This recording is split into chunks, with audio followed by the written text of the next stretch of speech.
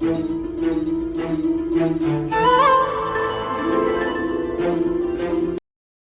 धन। जब हमारे जीवन में संतोष रूपी धन आ जाता है और कोई दुनिया का धन अच्छा नहीं लगता है, तो एक भी जगह ये नहीं कहा है कि ये दरिद्र हैं, जीवन बड़े संतोषी हैं। गरीबी है, गरीब तो हो सकते हैं, दरिद्र वो होता है जो अपने जीवन में संतोषी है। इसलिए सुदामा जी ने एक भी पैसा अपने जीवन में कहीं भी नहीं मांगा है किसी से। भयंकर गरीबी है सुदामा जी के जीवन में, फिर भी किसी से पैसा नहीं मांगते हैं। बेचारे कथा कीर्तन करते हैं, बस उसी से अपना जीवन यापन करते हैं। मिल जाए तो ठीक, नहीं मिले तो भी ठीक, तो भी कहते हैं भगवान इसका भला हो। कई बार बेचारे फल खा करके अपना काम चला लेते हैं, और नहीं तो बैसाख के महीने में गेहूं की बालियां टूट कर गिर जाती हैं, जाते हैं बीनने के लिए बालों को, तो बेचारे उन बालों को बीन कर लेके आते हैं घर में, बैस उसी को कूट काट के अन्य निकाल करके और बैस उसी को ग्रहण करते हैं। सुदामा जी के जीवन में बड़ी गरीबी है, लेकिन फिर भी कभी, क्योंकि सबके गुरु ब्राह्मण होते हैं, ब्राह्मण का भी भीख मांगता है। गुरु होते हैं ब्राह्मण, उनकी पूजा की जाती है। तो सुदामा जी अपने जीवन में बहुत गरीब हैं, बेचारे फिर भी किसी से नहीं मांगते हैं। जैसी गोविंद की इच्छा, हर इच्छा पर रहते हैं। आज मन में सोच रहे हैं सुदामा जी के जीवन में गरीबी है। आज उनकी पत्नी बोली, जी आपके बचपन के सखा जो द्वारका नाथ है ना, आप उनसे मिलने को जाइए ना। सुदामा जी के नेत्र से जल हो गई। अपनी पत्नी से बोले, देवी ऐसा कौन हो सकता संसार में जो श्री कृष्ण को अपना मित्र मान करके और नहीं जाना चाहता है। देवी तुम जानती हो, कुछ जगह ऐसी बताई गई है कि वहां खाली हाथ नहीं जाते हैं। और सुदामा जी तुमने बचपन की, सुदामा जी के तो बचपन के सखा है श्री कृष्ण, एक ही संग खेलते थे, पढ़ते थे, और आजकल वो द्वारका के राजा हैं और सुदामा जी अपनी कुटिया के राजा हैं। पत्नी ने कहा आप द्वारकाधीश से मिलने जाइए। सुदामा जी बोले, देवी तुम्हें मालूम है घर में कुछ रहता नहीं है और मैं खाली कैसे जाऊं।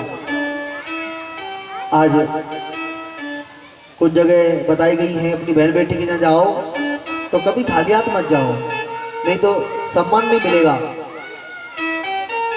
अपने मित्र के यहाँ जाओ तो जरूर कुछ न कुछ लेकर के जाओ।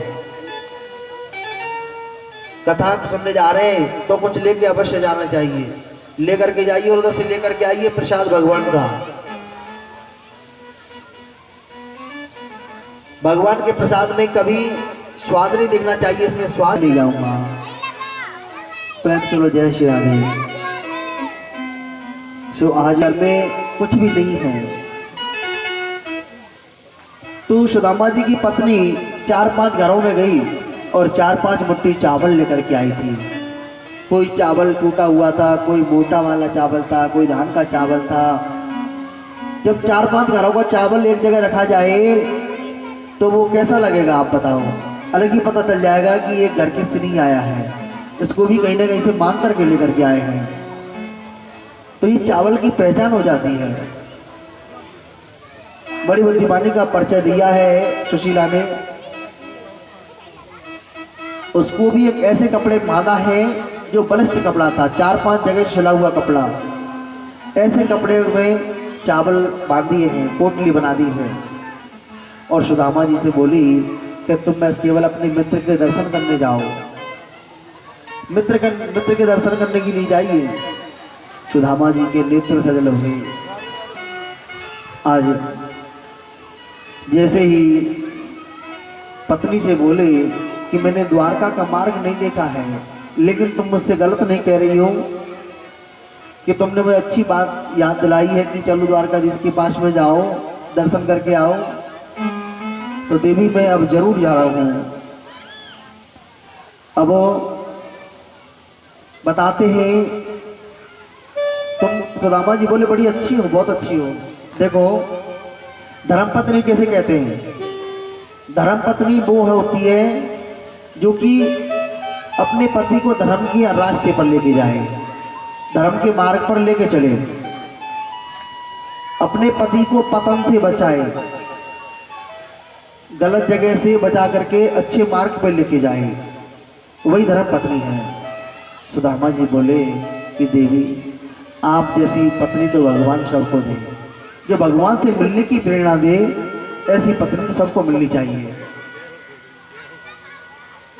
आज सुदामा जी के नेत्र सजल हो गए हैं, जा रहे हैं बेचारे, भूखे प्यासे हैं, चल दिए हैं, सिर्फ गोविंद से मिलने की कामना है मन में कि आज मुझे प्रभु के दर्शन करने हैं। सुदामा जी का शरीर कैसा है? दुबले पतले, एक एक हड्डी दिखाई दे रही है कि शरीर कैसा सूख रहा है इनका। और तो और 20 जगह से धोती फटी हुई, शर्ट पर ढकने के लिए कोई वस्त्र नहीं है, फूटा सा लोटा, टूटी सी चढ़ी उधड़ी सी रस्सी लेकर के चल रही है सुदामा जी। पैरों की विवाहियां फटी हुई है। आज मन में कामना है गोविंद से मिलने की कि मुझे गोविंद से मिलूंगा।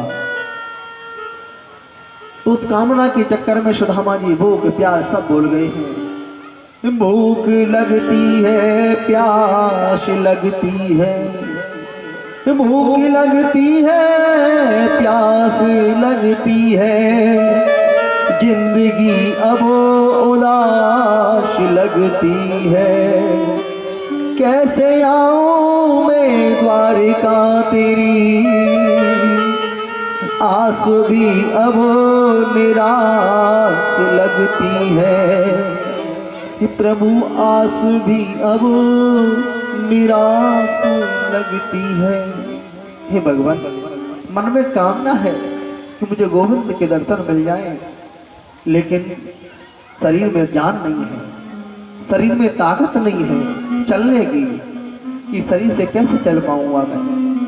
आज मन में कामना है, चल रहे हैं बेचारे, पैदल ही चलते चले जा रहे हैं। बीच मार्ग में एक विशाल नदी पड़ी है।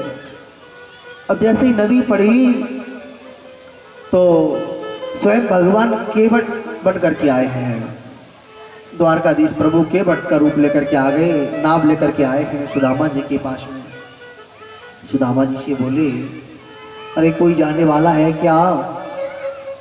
सुदामा जी बोले, हाँ भैया, हम जानो चाहें तुम हमें पार कर दोगे क्या? भगवान बोले, अरे हमारा काम तो पार करने का ही है। जो हमारी नाव में बैठ जाए और उनको पार नहीं हो।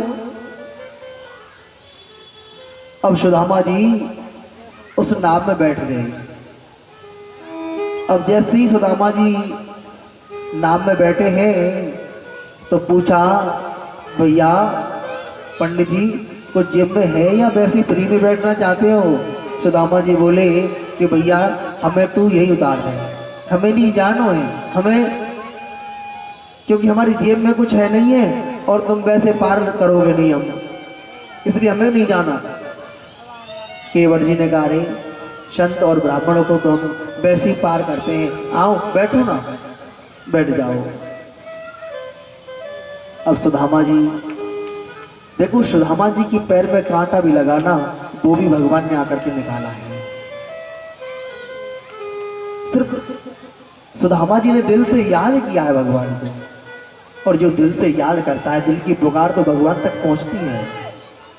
जो भगवान को दिल से पुकारेगा उसकी पुकार भगवान तक अवश्य पहुंच जाएगी, भगवान सब सुनते हैं।